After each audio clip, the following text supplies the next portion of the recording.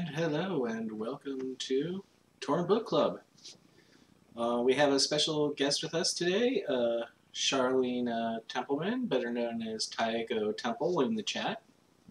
Can you hear me? Can you hear me okay? Yes. Okay. All right. So I brought Temple on to discuss a little bit of our book of the month for November, The Blue Sword by Robin McKinley, because this was her suggestion.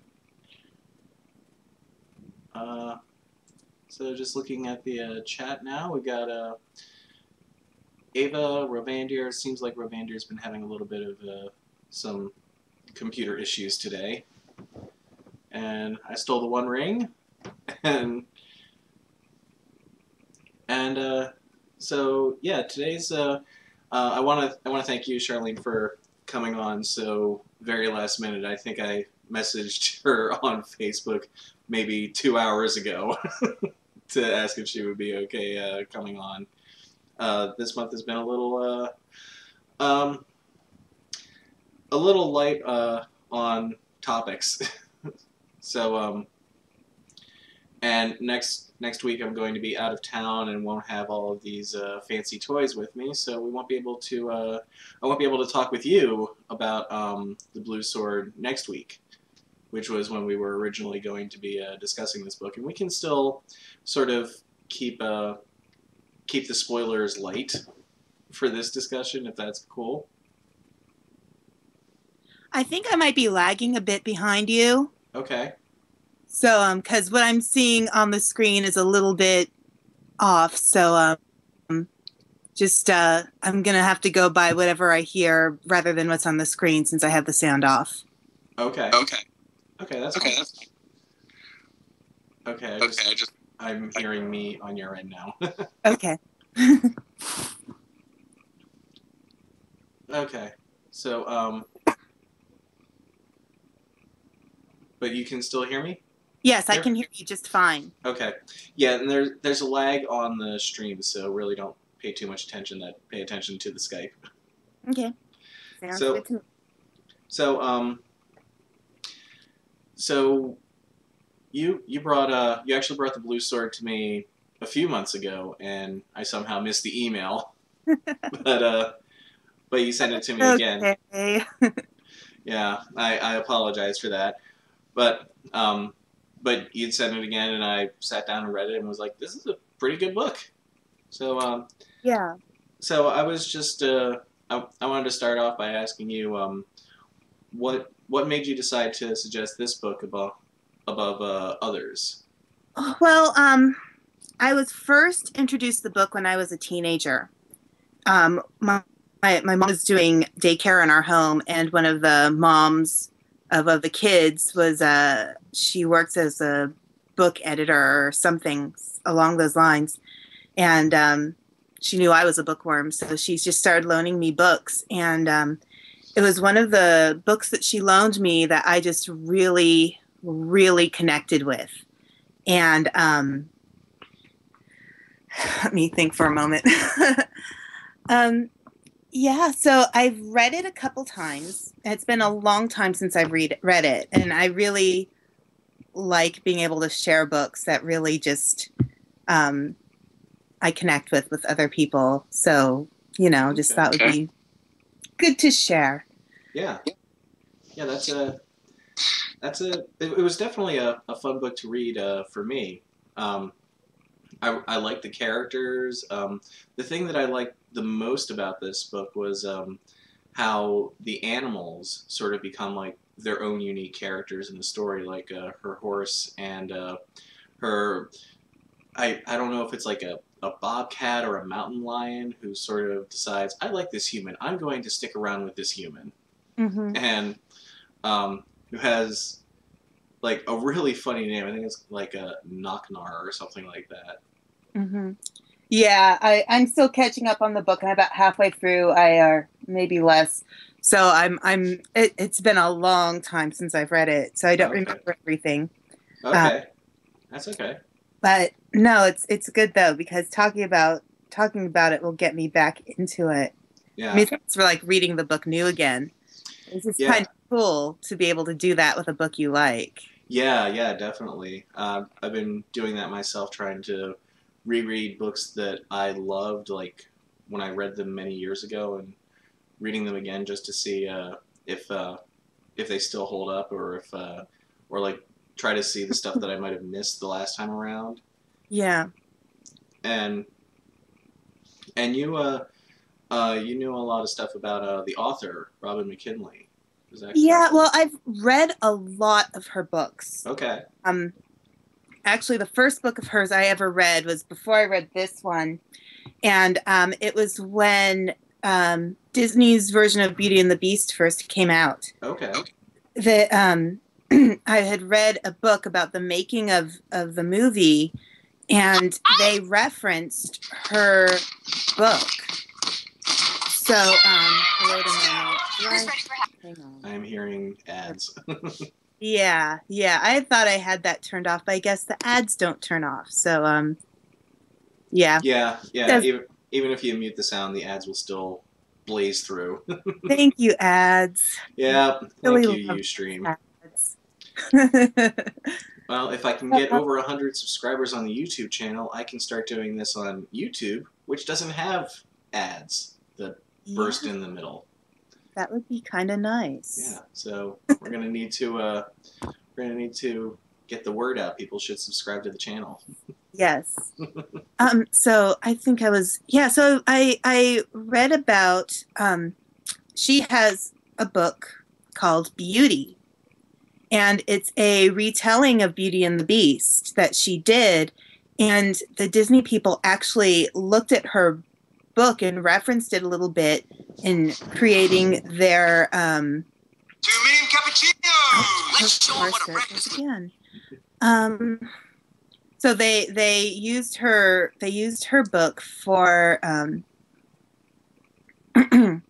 as a reference for Beauty and the Beast, and it might very well be the reason why Belle is such a bookworm, because in her version, Belle was a great avid reader, and it was kind of part of how she connected with the Beast in the book. So.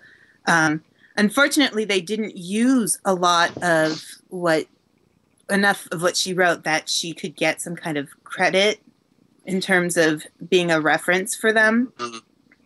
And it ended up, and also people have tried to work with her to do a movie version of the Blue Sword, but she's ended up having a really bad experience in terms of people wanting to use her work and either not giving her credit or wanting to change her work so drastically that it doesn't resemble what it is. Like one person wanted to change the main character, Harry, in the Blue Sword into a male character. It's kind of like, well, there's a reason she's female. Yeah, if Harry was a boy, a lot of things would not work very well. And I did sort of like, I like the fact that it was a girl named Harry in the book. Like I don't know why, but it took me a while while reading it to realize that her name was actually Harry. Like I don't know. I don't know if they established that early on or if she waited for a while before saying, "Oh, by the way, her name is Harry." I think her brother called her Harry sometime at the beginning. Okay. He starts to call her full name, which is Ingharad. And I don't know if you guys know much Celtic mythology, but Ingharad is actually, I don't even know if I'm spelling that or pronouncing that correctly, but she's actually a moon goddess in Celtic mythology. So she's kind of named after an interesting mythological character. But yeah, I think it kind of isn't really established I am Harry until like it just starts dropping in conversation. Yeah. But I did like that, and I liked her arc. I thought she had a very strong character arc. like how she starts off as this girl who doesn't quite fit in, and she's part of the. If I'm remembering this correctly, because it has been almost a month since I read it, she starts off as sort of like the orphan child of a family that used to be very wealthy but has fallen on hard times, or I think. But she and her brother basically go to live with their rich aunt and uncle. Mm-hmm. And then... I'm not sure they're actually related. Because her brother's in the military. Right. And I think he knows those people, and they're very close. Okay. And because the husband in the family is a military leader, and so he kind of requested them to take her in as a single unwed young woman. One of the things I love about this story is it has this element of Jane Austen at the beginning. A little bit, yeah. And she's unmarried. Her prospects probably aren't so great because she's tall and not as pretty as the other girls. Mm-hmm. And so yeah, it just that's one of the things I kind of like about it. Yeah. And I think I'm hearing a little bit about I'm hearing some echo on your end. Oh, I don't know if that's echo or the fact that my mom's in the other room with a house guest and they're talking. No, it's definitely me. Okay, now it's gone. All right. Okay. Anyway, so what I was saying was what was I saying? Oh yeah. So she doesn't feel like she fits in very well, but the other thing that I liked is that she seems kind of okay with that. Like she's not sitting there sort of like bemoaning her position or her state in life. She's like, okay, I'm probably not going to get married. Might as well just try to find something else to do with my time. And then, of course, everything else happens. Yeah. And it's such a kind of a great thing to read this. And one of the reasons I also suggested this book is because it's a female writer. Mm-hmm. And I think we've been reading a lot of male writers. We have. I try to get more female writers in there, but it's kind of tough. Yeah, it can be, because sometimes the female science fiction and fantasy writers don't get as much attention as they, can rightly deserve. Like, I mean, even J.K. Rowling had to go J.K. instead of Joanne. Right. Because the book editors were like, well, we think it will sell better if you don't have a name that says that, oh, I'm female. Mm-hmm. But I think, this is a great story because she's a female character that's strong and has, she has failings. She's not definitely imperfect. And also that, she's a heroine that doesn't necessarily, she doesn't follow the expected arc that most females have in fantasy. Yeah, I would say that's definitely the case. Like I was kind of thrown by like the direction her character was taken in, and how like when she leaves her home and she gets taken by the hill people. Yeah. And their king Corlath decides like almost right away she's going to be trained as a warrior. Mm-hmm. And I was like, okay, that is an interesting direction that I would not have expected. And they do a great job with that. Mm-hmm. Yeah, she I like that she's not helpless. Yeah. Like she gets kidnapped and she's not like, oh my God, I've been kidnapped, and she's freaking out. I mean, she's definitely scared, and it's definitely a frightening situation. Yeah. But it's also a situation where, she tries to really look at what's going on and, what she can do and how she can handle the situation. She doesn't just react. She observes and she tries to. That's the big thing with her that I noticed, that she's very observational, and like you said, rather than her flipping out and panicking when she realizes that she's been kidnapped, she instead sort of like takes the whole situation in and very quickly realizes that, okay, I've been kidnapped, but nobody is threatening to harm me right now, so I'm not going to flip out over it. Yeah, she uses some actual thought. Yeah.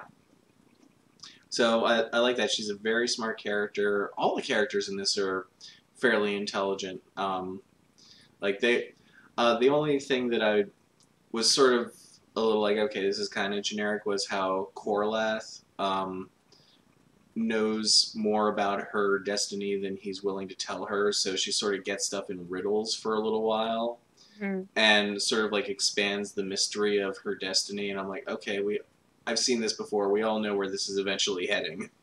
Yeah. But I mean, it didn't distract from the book in any way for me. I loved her relationship with her teacher, the guy who sort of takes her away to train her, and how he's not willing to coddle her because she's a girl. Yeah. And,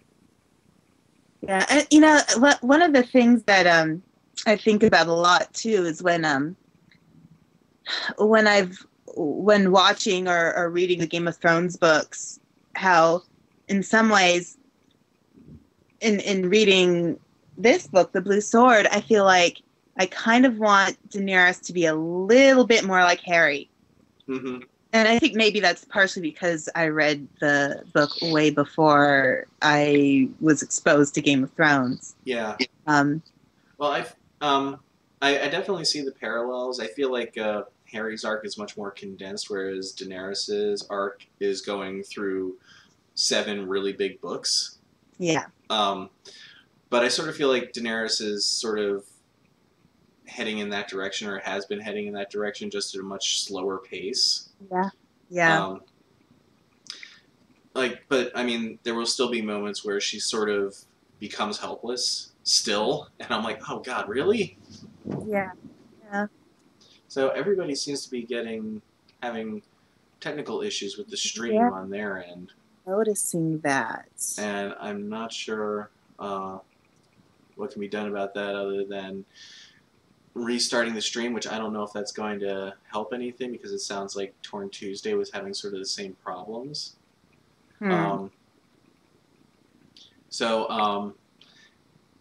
Yeah, best case scenario is like if you're still having issues and it's not clearing up for you, then either try restarting it on your end, or wait until later today when I post the YouTube archive of this, and it'll be much smoother. So yeah, it looks like Ayanwe is having trouble. I think Rovandir, I think, actually had to leave because she was having too much trouble. But Eru and Ava are saying it's fine on their end, so who knows?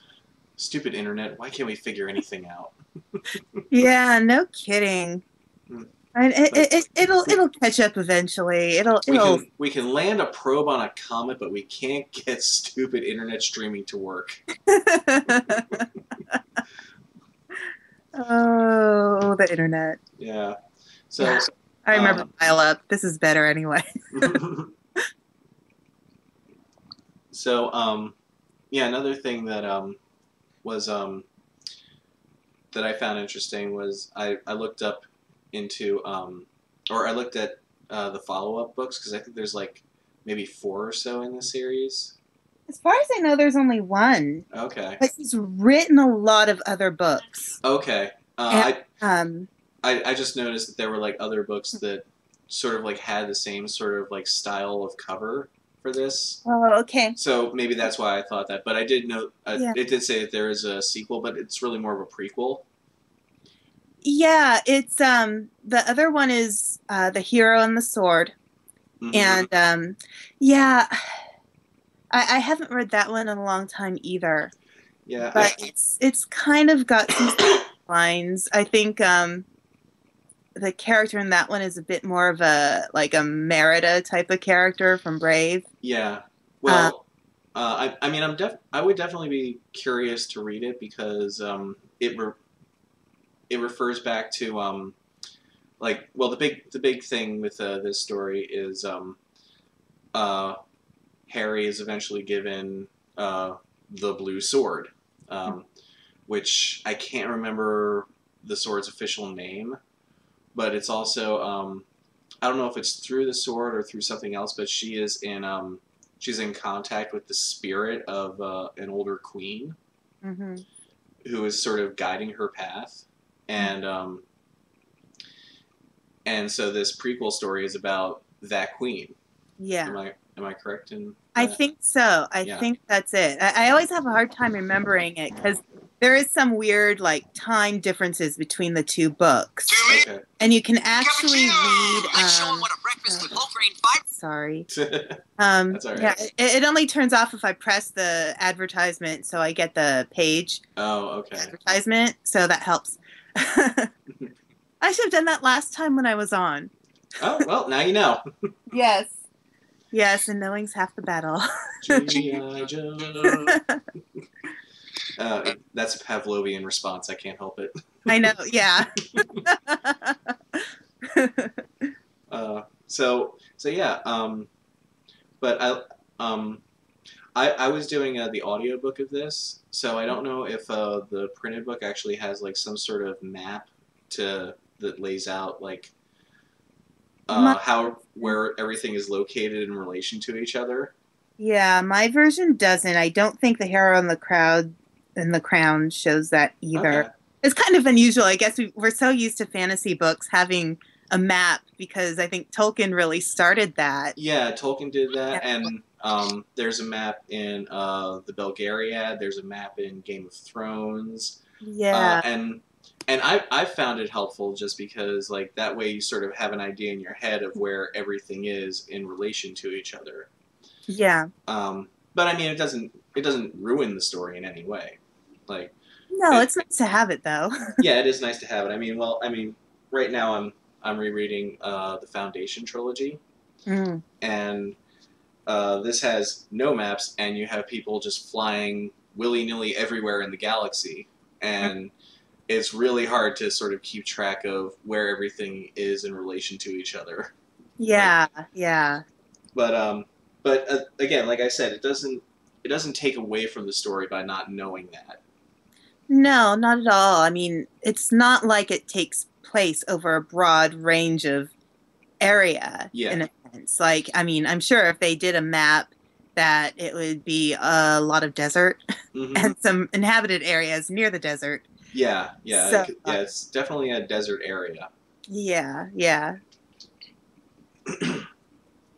So it sounds like I Stole the One Ring may have problems resolved, or is not, or is just listening. I really don't know. I'm like trying to pay attention to the chat while chatting with you at the same time. Yeah. Oh, I Stole the One Ring is asking, quick, what book are you reading right now? Well, the book we're discussing is The Blue Sword. The book I'm reading right now is the Foundation series. I'm rereading that. For specific reasons, which I will either get into today or at another point in the future. Arabandi says Arabandi is reading The Hobbit.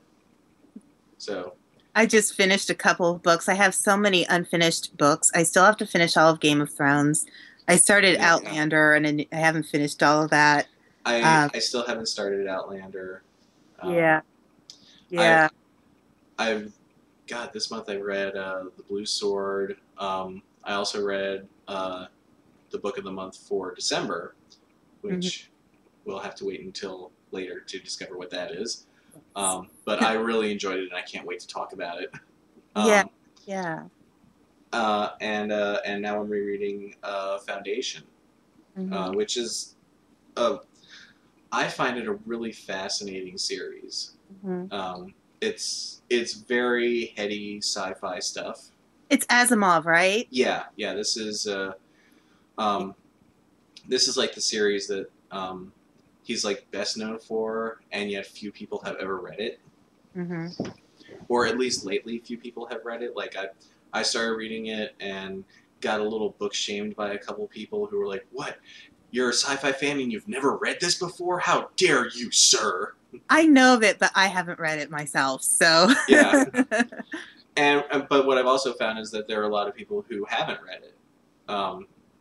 But I think it's a really fascinating series. There's a lot of interesting ideas in there. Mm-hmm. But I don't want to distract too much and go on a tear about that, because I could talk about that for many episodes. Yeah. So, actually, one book I thought I'd bring up that this author wrote that I've seen on a lot of lists of like fantasy books you should read is Sunshine, which is a lot more recent, and it's actually kind of her attempt at exploring vampire mythos. Is this Robin McKinley as well? Yes, Okay. yes. So I don't know if you guys ever want to look at that one, but I've seen it online on a lot of books you have to read list. So it's a good one. It's not my favorite of hers, but it's definitely kind of an interesting, like I'd say it has some similarities to maybe True Blood, or whenever I think of it, I think of this really bad but really good Canadian movie called Blood and Donuts. That's just a funny title. It's so bad it's good, but it's a vampire movie, and I think it's bad on purpose because it's so campy.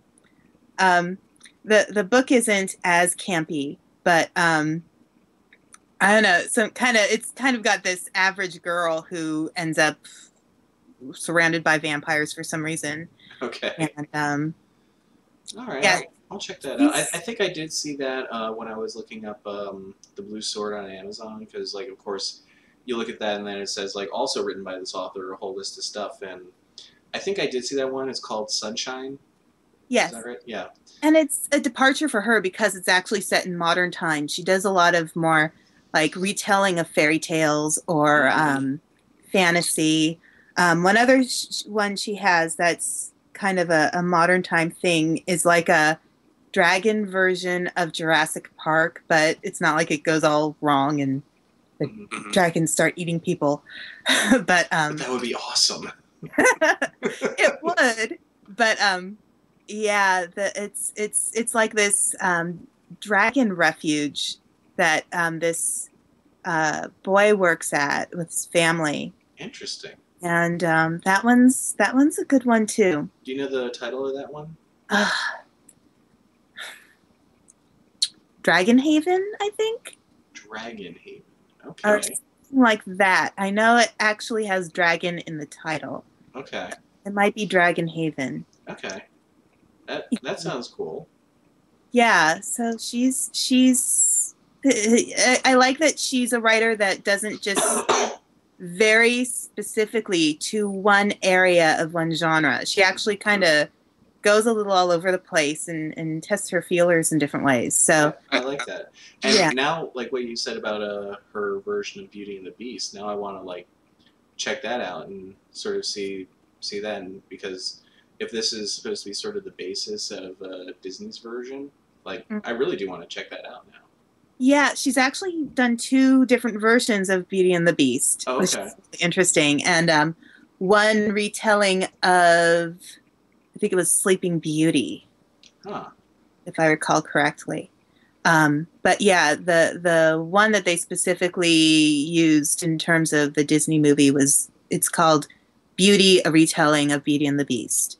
Okay. So yeah, that's a book that I really just love to pieces, and I've read multiple times, and it was kind of a fun read. Like, Beauty in that story is actually not beautiful, and or at least she doesn't believe she is. Her sisters are both stunning, and the nice thing about the story is that unlike most tellings of Beauty and the Beast, the sisters are not mean. Oh. You know, they're actually really sweet, kind, wonderful people, and she doesn't have a bad relationship with them, and there isn't some kind of outside bad, evil person who's trying to muck up things like Gaston or the evil sister. It really is kind of more purely about, again, her making choices. And that's kind of a thing that Robin McKinley does a lot with her lead characters, especially who are female. It's they have a lot of agency. Yeah, that was the big thing that I noticed with Harry in the Blue Sword, is that she was very much in control of her own destiny and not sort of allowing fate to take her where it pleased. Yeah. Because there's a point where she even just like up and leaves Corlath and everybody to do something else. I can't even remember what. I think it was to save her friend. And she would, and the whole time she's worried that like when she goes back that they're going to shun her because she left. And instead of doing that, they're like, "We understand. That's okay." Which I thought was fantastic. Yeah. But yeah, you're right. Like, now I do want to read this because yeah, if those characters are like Harry, like having the characters being proactive and having their own agency, I think is something that we definitely need more in female protagonists. Yeah. It's an easier read too. Honestly, it's definitely more designed that, you know, like a preteen could read it and get it. This one is, I think, is a little more. The Blue Sword, I think, is a little more for somebody a little older. Yeah, you sort of have to. You sort of have to be into fantasy, I think, to really sort of get into this story, because it sort of spends a lot of time in its own world. Yeah, yeah, and yeah, I think, you know, that kind of gets into the topic of world building and, you know, how you build, you know, a story and a history to a as a setting for characters, and how complex it is versus how simple it is. You know, like her retellings of fairy tales are a lot easier to get into because everybody knows those fairy tales. Yeah. So that's cool. Yeah. The aspect of world building, I've always found interesting, because in most fantasy and sci-fi stories, when you create a new world, at least from what I've seen in the stuff that I've read, whatever story is being told is either affected by or is affecting the world at large, as opposed to that world just sort of being a setting. Like for instance, the Blue Sword. She's the whole mission is to pretty much unify these two warring factions to unite against an even greater enemy that is threatening to either destroy or change the face of the world. Yeah. And I mean, it's nice to have stakes like that, but at the same time, I like it a little bit more when all of this is just sort of background setting, and you can sort of enjoy the characters themselves without them having this huge weight on their shoulders. But I also know from a writer's standpoint, it's hard to spend all this time creating a world and then not have that play a central part in what you're trying to tell. Yeah. I mean, it's like, even in the writing that I've done, I think part of the reason why I can't seem to finish a single book I start is just, you know, I figure out one aspect of the story, but then there's this whole aspect of the story I don't know yet, and I don't want to sacrifice what I've already put into it with, like, building characters. And, you know, it's just one of those, it's a challenge to kind of get everything out that you want to say Yeah. and say it in the way that you want to receive it. Yeah. I'm still like looking at the chat, and it seems like everybody's talking about parties and stuff. And there was a conversation about Gaston for a little while there. Oh yeah, people are talking about Beauty and the Beast. I saw it 6 times in the theater. Oh wow! I've seen the most times in a movie theater. I just loved it that much. I don't think I actually saw Beauty and the Beast in the theaters. Like, I was at that age where when it came out, I was like, Disney's for kids. I'm not watching this. I'm not going to see this. I'm a grown up now. Mm-hmm. I'm gonna go watch Jurassic Park a billion times. Yeah. Well, part of the reason I got so into it is because before Beauty and the Beast, of course, was The Little Mermaid, and that came out around the time where we had our big earthquake here in the San Francisco area. Mm-hmm. And they actually were showing it to people who lost their homes or couldn't go back to their homes for free, to just in some of the theaters, just to help keep people's spirits up and such. And when I watched The Little Mermaid, oh my gosh, I loved it so much. And I was, I think, 11 years old, and when I got the VHS, I'm totally aging myself here. That's okay. I had a lot of. I don't care. People. I had a lot of stuff on VHS. So, but yeah, so I watched it every day for a year. Wow.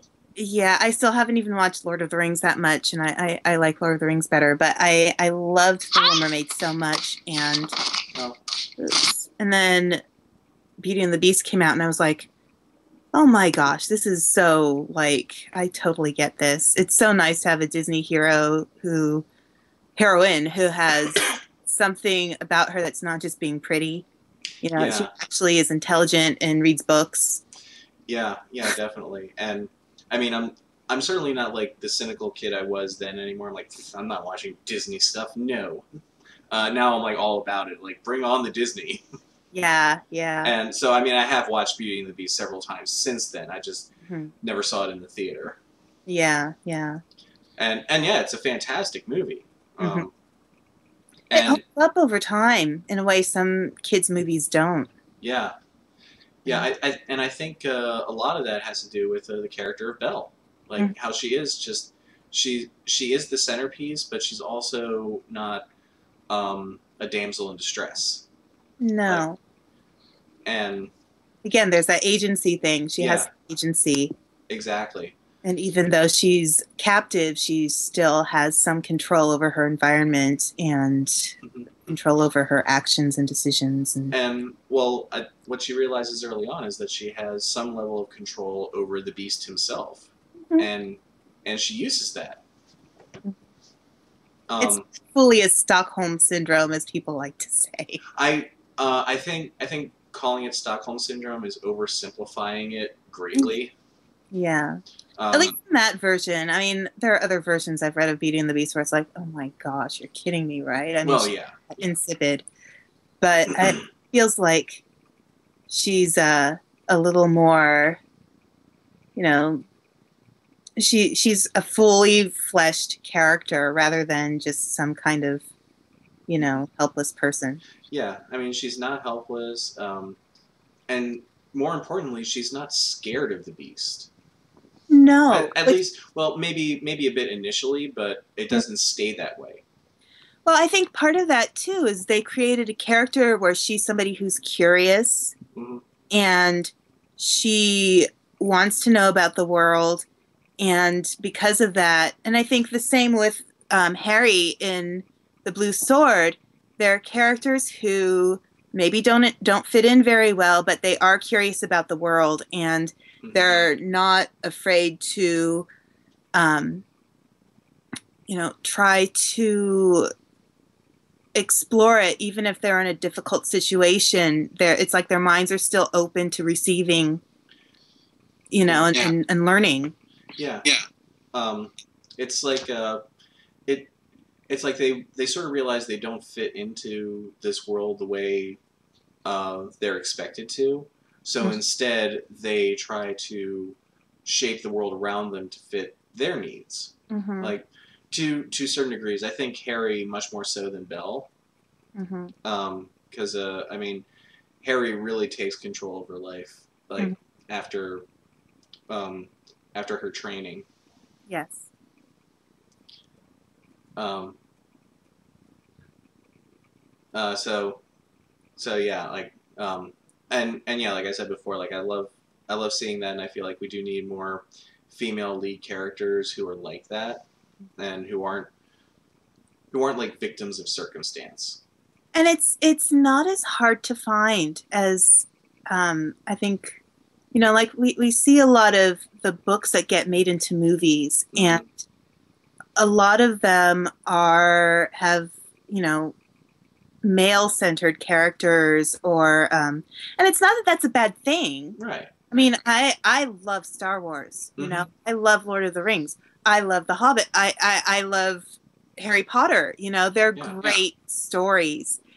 But at the same time, like I do want to kind of like be like, okay, just it's good to have a female character in there if it makes sense. And if it makes sense, it'd be nice to have a female character in there that is not just somebody's girlfriend, or if she's the villain, she's not ugly, you know, she has some dimensionality. And if people can write dimensional male characters, they can write dimensional female characters. Yeah. Just that they have to get used to the idea that women don't always just think about makeup and clothes and dating. I mean, I certainly don't. Yeah.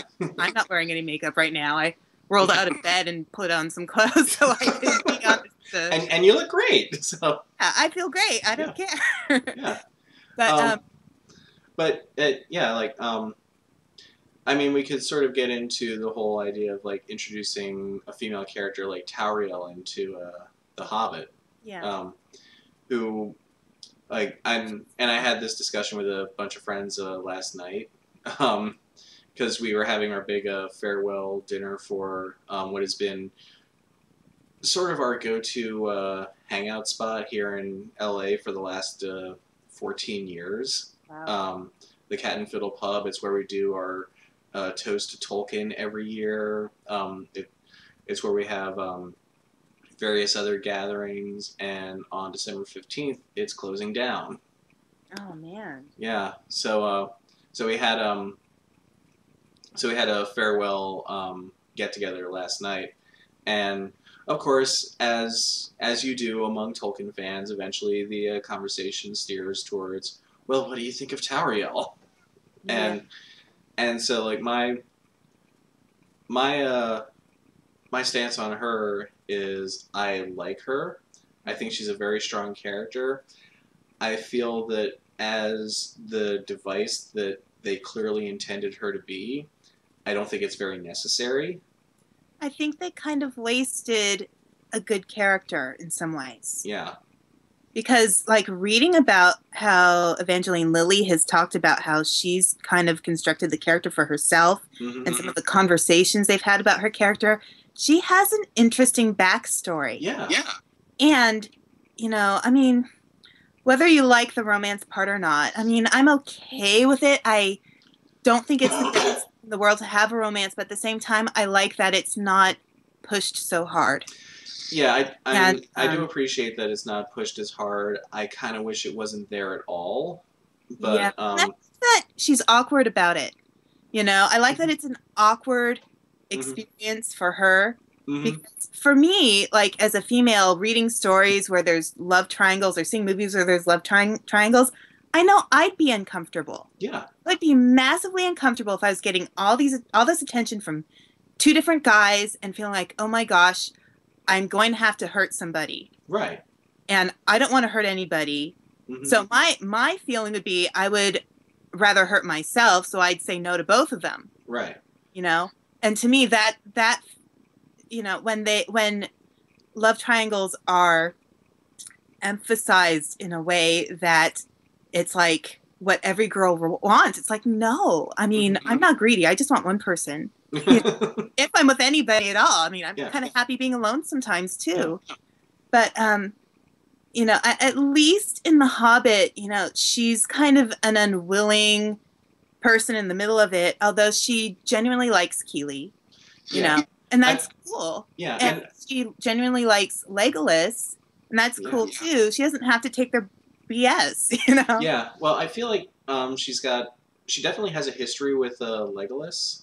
Yeah. Which I do like, but I also like that she and Keeley sort of bond over the fact that neither of them feel like they fit in their own environments. Mm-hmm.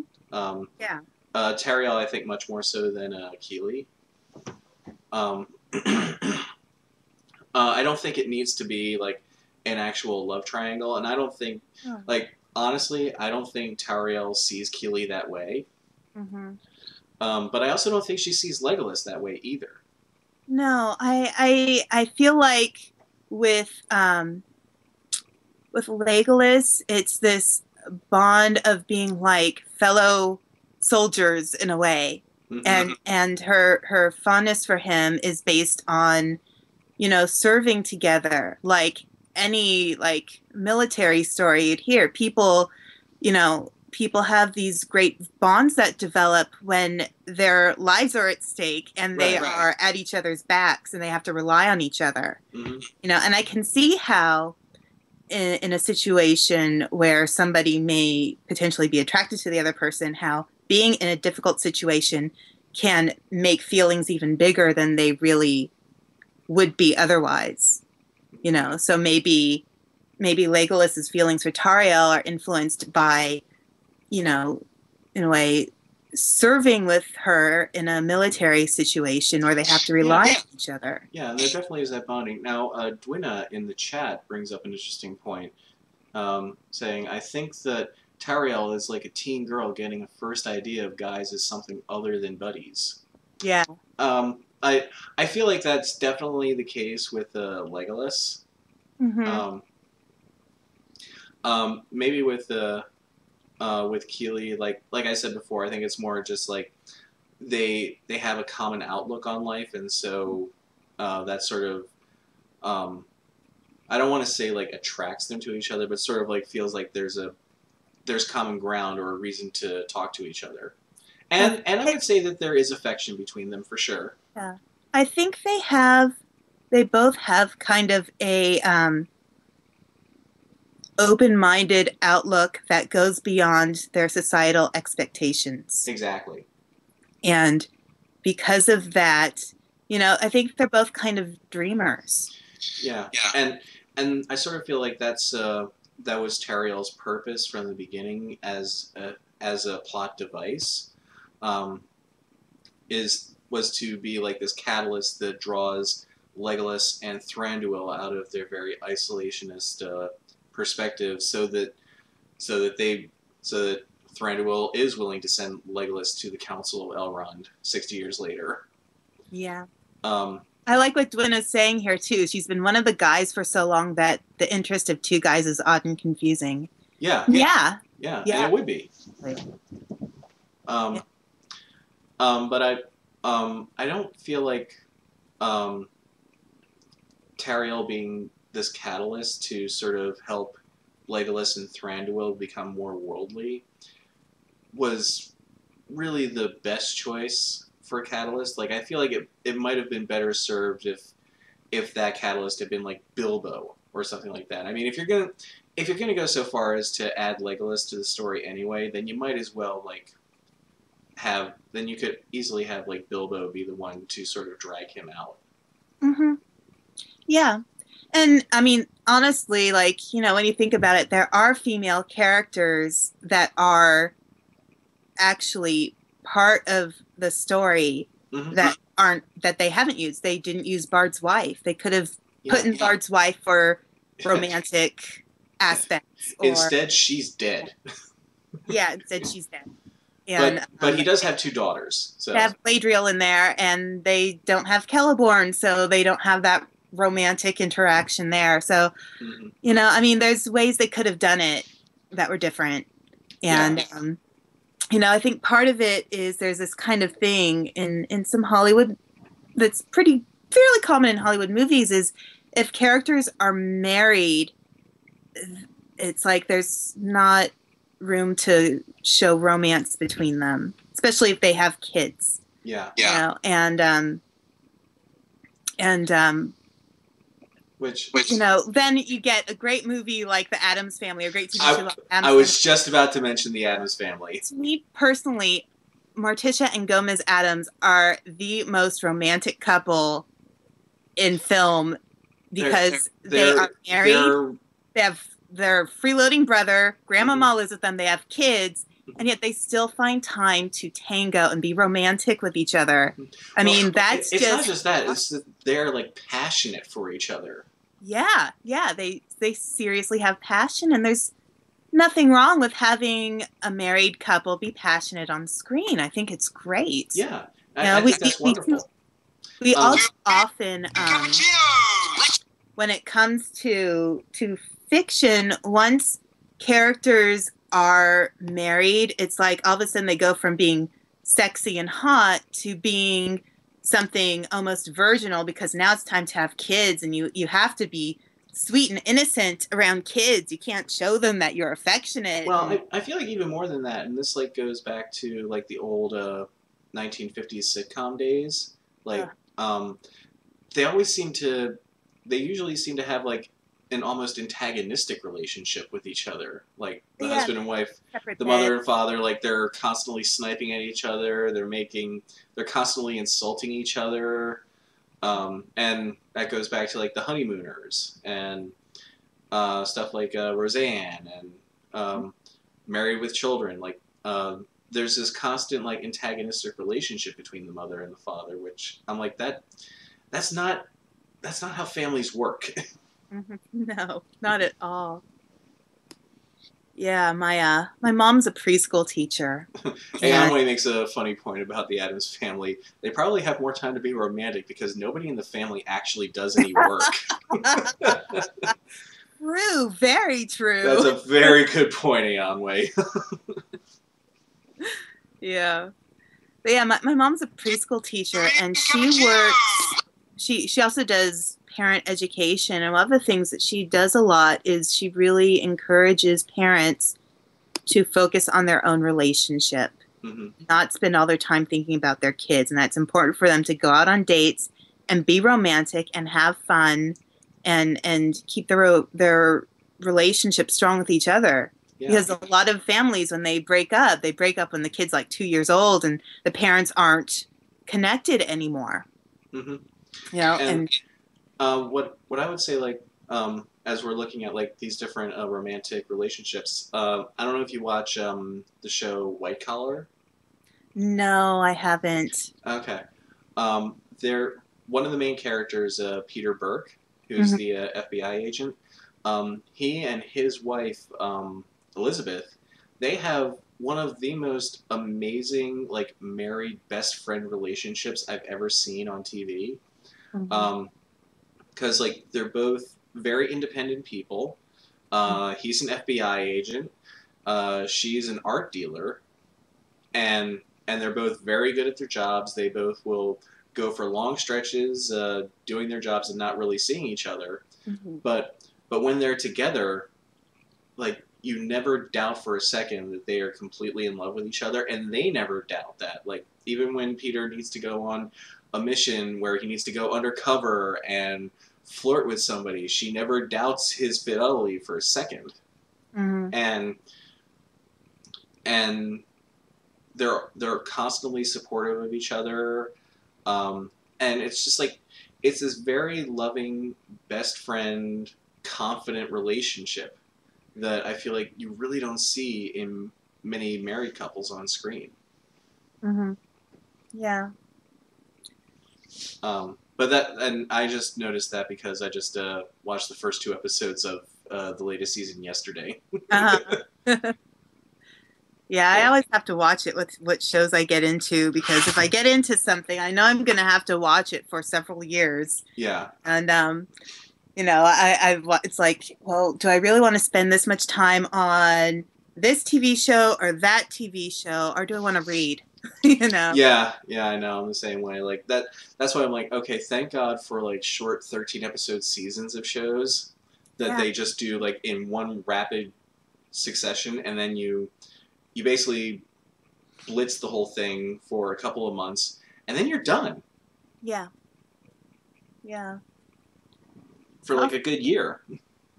Yeah, I think that, you know, we need to subscribe more to the European style of TV shows where, like, you know, a season will last, you know, 10 to 15 episodes versus 26 episodes. And, you know, it frees up the actors to do movies when they're not on the TV show. Yeah. And it's just easier on everybody because, like, to have, like, a full arc in one season and also have 26 episodes to tell it, you're going to have a lot of episodes that are just sort of filler and do nothing.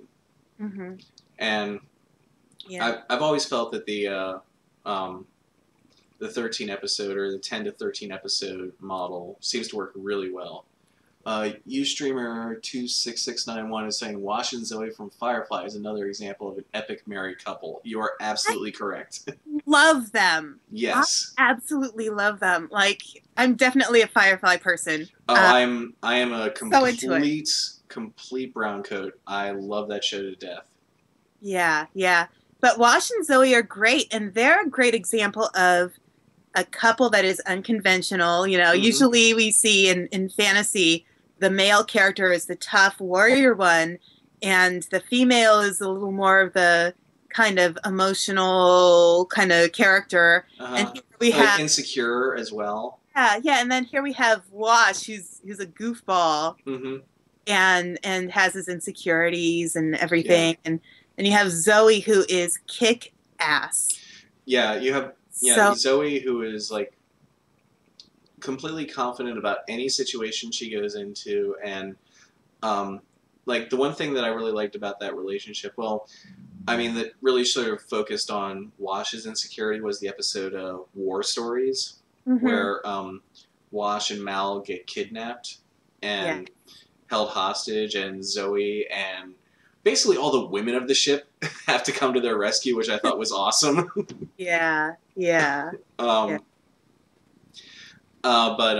But we see Wash's insecurity because Mal and Zoe had fought in a war together, and he was her commanding officer, and they have like this very strong history that Wash and Zoe just don't and can never have, and he's kind of jealous of that. Yeah. And, you know, we can also look at that going back to Tariel and Legolas again. You know, they have a kind of a military history with each other, and they're going to have a pretty intense friendship because of that. You know, the way how, you know, the characters in Firefly do. And, so it's interesting.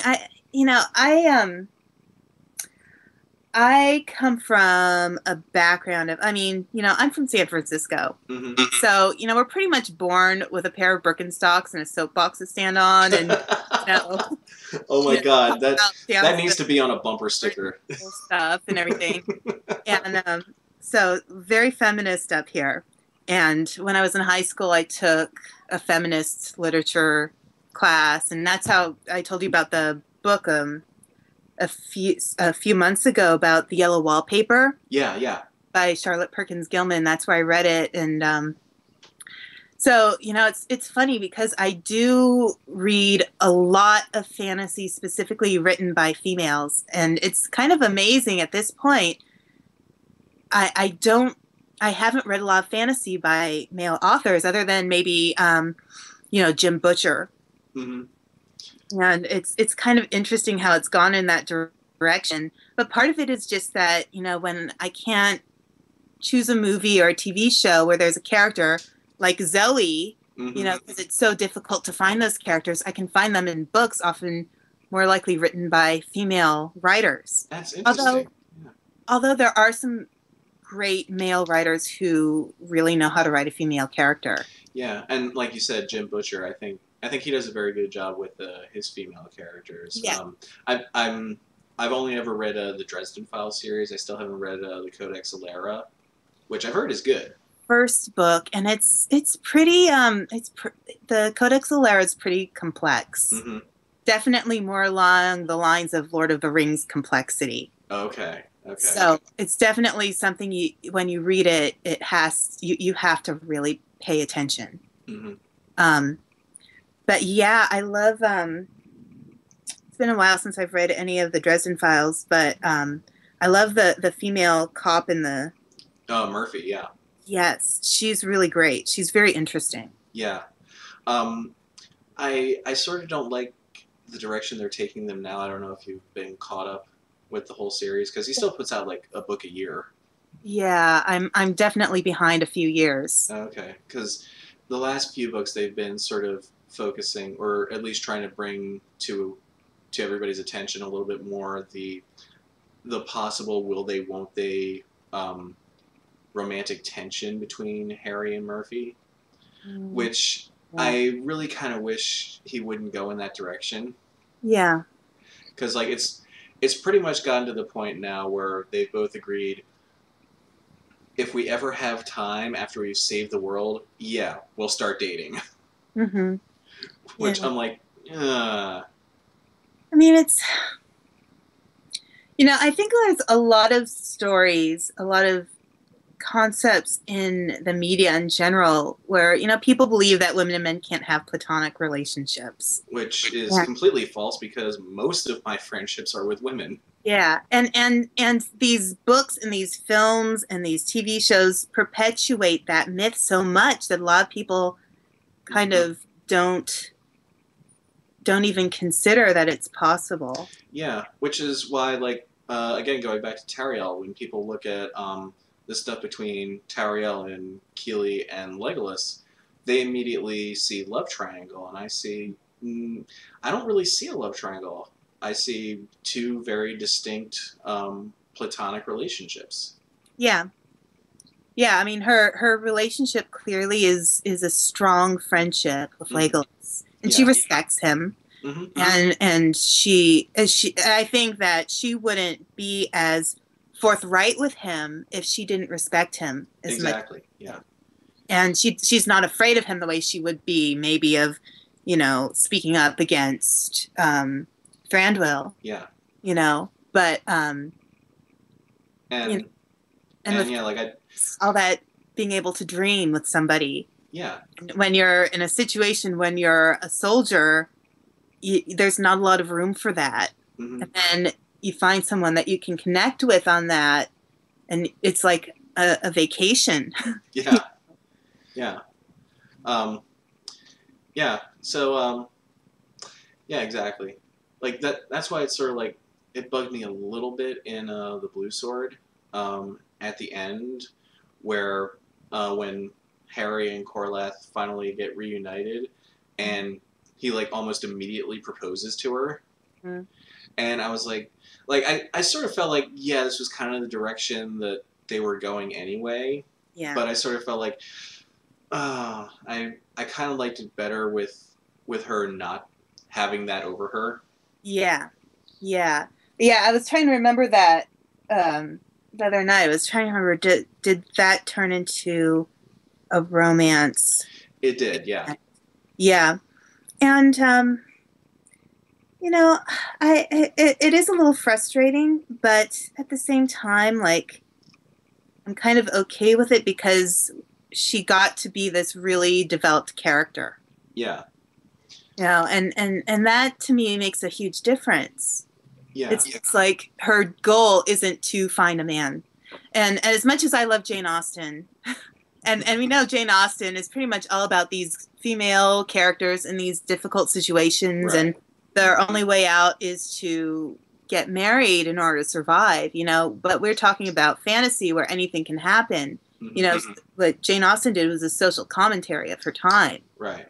But in fantasy, you don't have to stick to those conventions because it can be anything. Yeah. I mean, you could, but you can do it more allegorically. But mm-hmm. I mean, that's your choice. Like, you can also just create a world where like women and men are on equal footing from start to finish. Yeah. And Yeah. but And or even where women, where it's a matriarchy instead of patriarchy, and mhm. you know, I mean, it's funny because whenever I see like there's was it the first season of The Next Generation where they I go was just about to bring that one up. Yeah. or that Yeah, it planet? was, I believe it was the first season. Yeah, where they go to the planet that is a matriarchal planet, and Yeah. basically, it was basically Problems. what's You know, that? to me, it's like when you have that parallel, you live in a patriarchal society. Sorry, I'm such an academic sometime, first That's of all, okay. so I'm gonna That's get. okay. No, don't worry about it. Go for it. But so when you live in a patriarchy and you're used to it, you don't see it. But when you have something like an episode like that where it shows the reverse, it's like, oh, wait a minute, you know, and you know, it's like people are like, oh my gosh, feminism is an evil word. It's like the definition of feminism is that it's looking for equality between men and women. It's not that women are better. Yeah. Or better. It's equality, and I know that it's become a bad word, but it's like to some, but I mean, there's all this internet backlash against feminism, which I completely disagree with because it's coming from a place that doesn't understand what feminism actually is. Yeah, and I think people don't understand its roots very well anymore. I mean, you know, even me, like, you know, I was born after the civil rights movement, so I never had to experience what, you know, maybe my mom experienced growing up and the expectations of her and everything. Okay, commercial's just about to start. Okay, there. Nipped that one. But you were right on that. It's to me, it's just we should I think people like to jump on a word because it's a loaded word, and feminism is a very loaded word, and people who claim to be feminists are not always very feminist, and people who claim to be against feminism are actually very feminist. Mm-hmm. It's just that the word is so loaded. Yeah. So or it's just a lack of understanding of what it actually is that they're associating with that word. Yeah. When I was in college, I took a peace studies class, and we talked about feminism. And we talked about that there's two schools of feminism: the minimizing feminists and the maximizing feminists. And the minimizing feminists are the ones who pretty much say that the differences between men and women are they're so minimal that they shouldn't even matter. Mm-hmm. And that's kind of how I view it. I sort of feel the same way. Like, I mean, I've had conversations with my friends who say, well, men and women are so physically different that things are going to have to be a certain way in society. And I'm like, not really, because I know plenty of women who would lay me out on the ground with one punch. Like, yeah. And I'm a big dude. People have this concept of what is average in society. And we have the average female and the average male. The average American woman is about 5'2". The average American male is about 5'10". So we think, oh my gosh, that's so different. And the reality is nobody's average. Yeah. You know, there are men who are quite small and not very strong and probably don't know how to make a fist. And there are women who can, you know, kick some ass. Yeah. And well, there's this great thing that's happening out near me. It's called a Nerd Fit, and it's basically a nerd-based CrossFit training. And so, like, all the routines are sort of based on like various geeky subjects, but most of the participants are women, and one of them is even a Wonder Woman cosplayer. And last week they showed a video of her deadlifting 235 pounds, and I'm like, oh my god, I would never be able to do that. That's pretty awesome. Yeah. That's pretty awesome. But yeah, I mean, you know, in psychology, it's found that people who... I'm sorry, my phone keeps going off. That's okay. It's Facebook. It's not even phone calls or texts or anything. But... oh man, I was going to say something. What was I saying? Darn Facebook. But well, Ayanwe here is saying men and women are different and should be celebrated, not Yes. taken advantage of. And that's true. There absolutely are differences between men and women. That I remembered what I was going to say. Psychology has really found that people who tend to be emotionally healthiest are people whose interests are not too extremely male or too extremely female. It's like the more kind of gender neutral your yeah, I think I read an article about that not too long ago. and also if I've read that if you look biologically at all the different mammals in the world, we actually have less differentiation between male and female than pretty much any other species on the planet. And yes, we do have differences. Of course, I mean, you know, when it comes to reproduction, we have definitely very different aspects. But women can be really strong too, and men can be, you know, not as strong. And there are ways that, you know, our different hormones affect how our thinking is. You know, testosterone does play a big role in aggression and sex drive. And, you know, but we all produce both. Everybody produces testosterone and estrogen. Yeah. Everybody does. Men do, women do. We just produce them in different levels. Yeah. And, you know, I like to tell people when women are PMSing, the reality is that's the time of the month when we're producing more testosterone and less estrogen than we usually do. That's interesting. So I'll be kind of aggressive and grumpy. I had never heard that before. But yeah. It does make sense. Having many female friends and knowing precisely when that is happening. Yeah. So I like to tell guys, that's only because we're acting more like you. But wow. Although technically, you know, the reality is men actually have a cycle too, and it's about a year long, and it's not as extreme as it is for women on our monthly schedule usually. But yeah, it's sorry. But yeah, it's kind of one of those things where we definitely have differences, but they're not as big as we set them up to be. And they don't have to be that big. No, they absolutely don't. And I've never seen them as really big issues, or really big things that like we need to sort of like put between ourselves. I'm sorry, I'm just laughing at Ayanwe. Ayanwe, oh, guys have a cycle? What is it?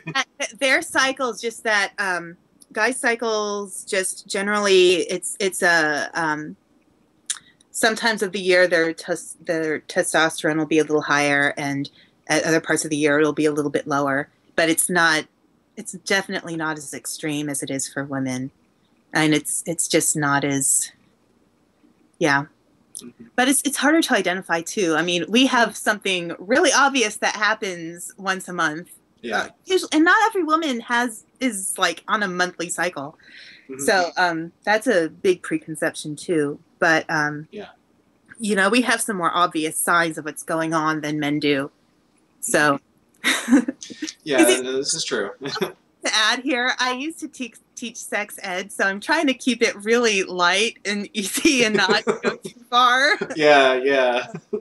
Well, we're past the hour mark now, actually, by quite a little bit. So, I mean, we should probably start thinking about wrapping this up. But this is a fascinating discussion, and absolutely not where I was expecting it to lead. But I'm glad we did, because this is something that I'm just a font of random knowledge. That's okay. That's great. Well, you'll come out and be like, oh, well, this and this and that and that. It actually makes me think of that episode of Star Trek where Data was trying to learn small talk. Oh, God, yes. That was hilarious. Yeah. Actually, and speaking of Star Trek, I don't know if anybody is going, but I found out that there is going to be a Star Trek convention 1 city over from me. In December, and George Takei is going to be there. Where is that exactly? It's in Burlingame at, I think it's the Airport Hilton. It's Okay. it's near the airport, the San Francisco airport. Okay.